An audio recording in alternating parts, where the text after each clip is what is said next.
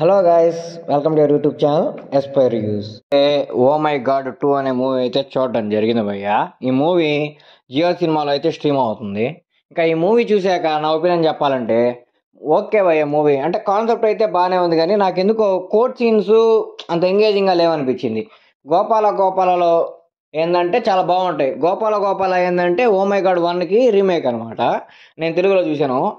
Core scenes అనేవి చాలా బాగుంటాయి. ఆ బ్యాక్గ్రౌండ్ స్కోరు, పవన్ కళ్యాణ్ గారు, వెంకటేష్ గారు యాక్టింగ్ చాలా బాగుంటుంది. ఈ మూవీలో ఏంటంటే కాన్సెప్ట్ చాలా బాగుంది, చాలా కొత్తగా ఉంది.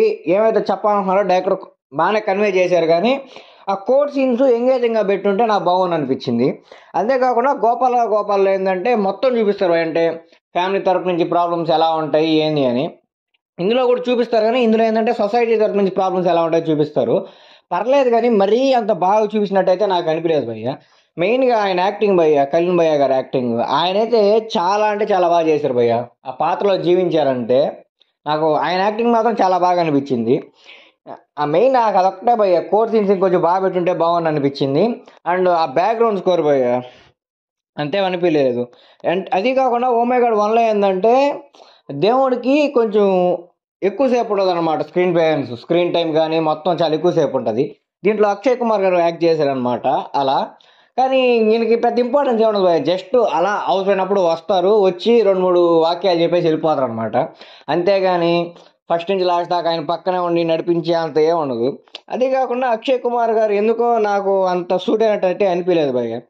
అంటే ఏదో 2-3 మినిట్స్ అంతే ఉంటుంది భయ్య మొత్తం మీద. దానికి మొత్తం అంత పెద్ద క్యాష్ని పెట్టాల్సిన అవసరం లేదనిపించింది నాకైతే. అండ్ అది కాకుండా ఓమే గాడ్ 1లో ఉన్న సీన్సే ఓమే గాడ్ 2లో కూడా కొన్ని రిపీట్ చేశారు భయ్య. అదే క్లైమాక్స్లో అంటే అటు పడిపోతారు అనమాట. పడిపోయాక హాస్పిటల్లో చేర్చాక ఇంకా ఆయన చనిపోయారు అనుకుంటే తర్వాత ఏం జరుగుతాయి అంతా చూపించి మళ్ళీ వెళ్ళని చెప్తారు కదా, అదే సీను దీంట్లో కూడా రిపీట్ చేశారనమాట. అలాంటి కొన్ని చిన్న సీన్స్ ఉంటాయన్నమాట.